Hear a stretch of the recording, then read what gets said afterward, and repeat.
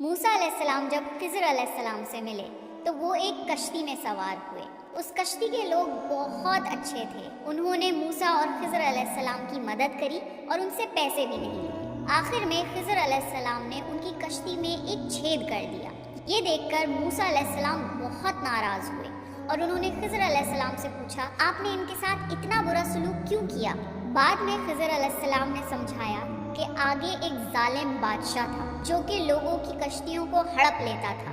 میں نے اس کشتی میں چھید اس لیے کر دیا تاکہ وہ بادشاہ اس کشتی کو ڈیفیکٹو سمجھ کے چھوڑ دے۔